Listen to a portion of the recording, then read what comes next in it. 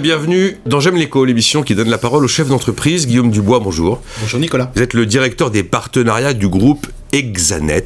Et à vos côtés, c'est Gauthier Jeanne. Bonjour Gauthier. Bonjour.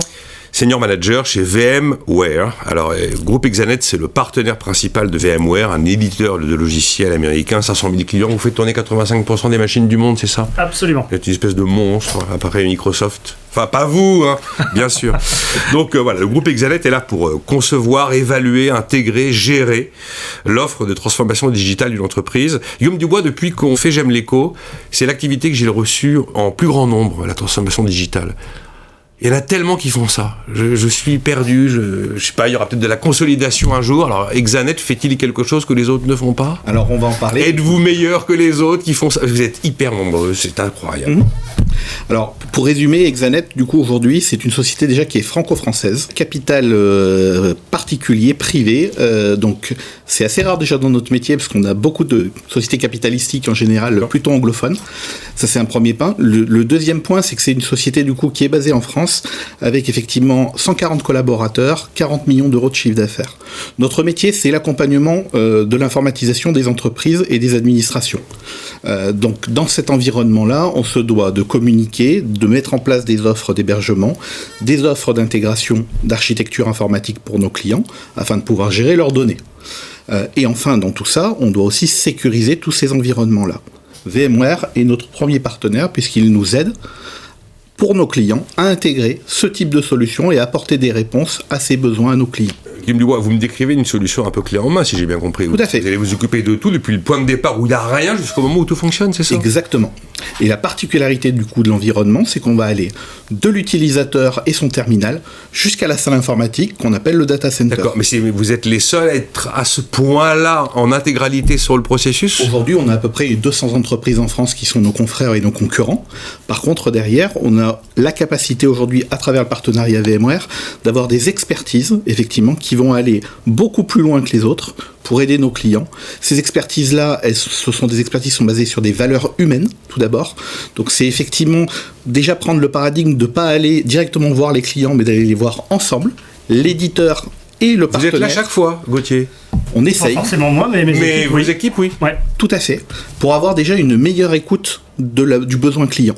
À partir du moment où on sait écouter le besoin du client entre celui qui intègre la solution Et celui qui la conçoit, on va avoir cette capacité effectivement à améliorer finalement la réponse aux besoins clients et d'aller essayer de faire consommer le client dans le 100% de ce qu'il a acheté. Le jour où j'ai quelqu'un d'Exanet qui vient me voir, il y a VMware qui l'accompagne pour être sûr d'aller au bout de l'histoire. Exactement. Alors quelle est la principale attente ? C'est la cybersécurité aujourd'hui ? Il y a beaucoup d'attentes. L'enjeu majeur, on le connaît tous, sauf c'est celui qui parle de zéro. Il n'en est pas à la cybersécurité s'il est encore à empiler des dossiers, mais il y en a de moins en moins, j'imagine. Oui. Tout à fait. Ce qu'on a vu après Covid, donc à la sortie effectivement de ce Covid, c'est effectivement des entreprises qui, durant le Covid, ont modernisé en fait leurs applications métiers pour être plus productives, pour être plus performantes. Ce qu'elles nous demandent du coup, c'est de garantir que ces applications-là soient hautement disponibles, soient sécurisées et quel que soit l'environnement où on va les utiliser. Un environnement qui est porté dans les clouds publics ou dans leur propre data center, en propre, sur site, chez les clients. Le cloud, c'est votre univers, Gauthier Jeanne. Complètement, multi-cloud. Donc, quel que soit le cloud provider que vous utilisez, on est là pour faire, je dirais, la colle, si je devais employer un terme simple et compréhensible, faire la colle entre tous ces environnements, souvent hétérogènes, parfois silotés. Et nos solutions proposent d'avoir une capacité à agréger tout ça de façon simple. Ce qui me frappe, c'est que j'ai rencontré de plus en plus de gens qui commencent à avoir une forme de méfiance vis-à-vis du cloud, qui se demandent s'il faut aller dans le cloud, s'il faut que tout soit cloud, et s'il n'y a pas un moment où il faut avoir une espèce de bon vieux réflexe un petit peu pavlovien en se disant je vais garder mes trucs à la maison. Vous avez compris le cœur du sujet, Nicolas. Aujourd'hui, la difficulté du cloud, c'est qu'il n'est pas maîtrisé par le client. Donc il y a un risque économique, un risque d'entreprise. Le fait de s'appuyer sur la crainte du cloud US aussi, avec, vous connaissez bien sûr l'ensemble de ces textes qui ont été... Voilà. Et tout ce qui va autour. Aujourd'hui, pour garantir cette souveraineté, il faut plusieurs choses. Tout d'abord, il faut une solution qui ne soit pas exotique. VMware, aujourd'hui, est un leader mondial. C'est quoi une solution exotique ? Excusez-moi, Guillaume. Une solution exotique, c'est une solution, effectivement, que peu d'entreprises utiliseraient et qui pourrait demain péricliter et mettre en danger le client de l'entreprise. Il vaut mieux avoir quelqu'un qui a des épaules. Ouais. Tout à fait. Ouais. La deuxième chose, c'est que du coup, on peut avoir la meilleure solution. Si on ne sait pas l'accompagner, donc l'intégrer chez le client, la livrer, comme vous l'avez dit tout à l'heure, clé en main, Le deuxième sujet, il va être au niveau du coup de cette prestation technique et de cet accompagnement, avoir la capacité d'intégrer correctement le produit pour que le client puisse l'utiliser de manière optimale. Et le dernier sujet, qui est un sujet fondamental, c'est effectivement pour être indépendant des clouds publics, comment je peux effectivement être maître de mon architecture. Et grâce aux solutions VMware et à l'accompagnement que nous le faisons, on a la capacité de donner aux clients la propriété de ces données et de la disponibilité de ces environnements informatiques. Qu'est-ce que vous ajoutez sur le cloud, Gauthier-Jeanne ? Parce que je ne vous ai pas vraiment entendu sur le sujet, mais oui, il a dit beaucoup de choses, Guillaume. Là, mais... Oui, il a été très, très complet. Je dirais simplement, le cloud, en fait, il faut savoir pourquoi on y va. Les analyses partent de Cloud Smart. Quelle est bonne cette question ? Voilà. Pourquoi on va sur le cloud ? Pourquoi faire ? Quel est l'objectif ? Est-ce que c'est pour avoir de la scalabilité, une capacité à répondre ponctuellement à un besoin de charge ?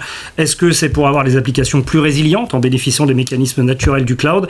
Ou est-ce que c'est pour pouvoir générer la capacité pour les gens de travailler de n'importe où, de n'importe quel périphérique ? Et je pense que la première des questions à se poser, comme dirait Simon Sinek, start with why. Pourquoi j'y vais ? Pourquoi faire ? Quel est l'objectif poursuivi ? Business d'abord. Bon, en tout cas, la période que l'on vit aujourd'hui, qui est pleine de difficultés pour ce qui est de la digitalisation de l'économie, la transformation digitale des entreprises, c'était inespéré. Et c'est sans doute pas terminé. Ça va s'accélérer encore. Ça va s'accélérer. Et on a une visibilité aujourd'hui quasiment à 10 ans en fait sur l'ensemble des projets. Puisqu'aujourd'hui, effectivement, la sécurité, la haute disponibilité, les besoins de production pour améliorer les process et augmenter les marges et la rentabilité de l'entreprise, tout fonctionne à partir de Guillaume, vous savez tout faire, vous allez pouvoir vous occuper du service des ressources humaines, vous allez pouvoir vous occuper de la supply chain, vous allez vous occuper de la production. Alors, nous, en fait, on pilote l'environnement qui porte toutes les applications métiers qui vont gérer effectivement la supply chain, la logistique et l'administration. Nous, c'est la disponibilité de l'environnement. Derrière, on est, pour exemple, la voiture. Et finalement, avec un moteur, on donne ce moteur à cette voiture. Le fuel, c'est les applications métiers de l'entreprise. Et donc, vous êtes partenaire permanent, fidèle et omniprésent. Toujours, notre portefeuille est suffisamment large en fait pour adresser toute la chaîne de bout en bout, du périphérique de travail jusqu'à l'applicatif, en passant par tout ce qui n'intéresse pas forcément l'utilisateur, mais qui est absolument indispensable, c'est l'infrastructure. Vous, c'est l'infrastructure. Entre autres. Entre autres. Recrutement, vous êtes dans un métier, par définition, où c'est compliqué, vous connaissez le sujet, vous le rencontrez, ça se durcit ? C'est très compliqué, ça se durcit puisque les prix côté client n'ont pas augmenté alors que la masse salariale et les rémunérations augmentent très fortement. Vous montez les salaires, vous ? Alors on monte les salaires, mais ça passe pas par que ça, Nicolas, et c'est le sujet finalement de cette interview, c'est de montrer en fait que quand on travaille effectivement en partenariat avec des grands éditeurs et qu'on travaille main dans la main, on a cette capacité du coup à produire de l'intelligence collective avec nos clients. De l'autre côté, c'est aussi, on partage les mêmes valeurs.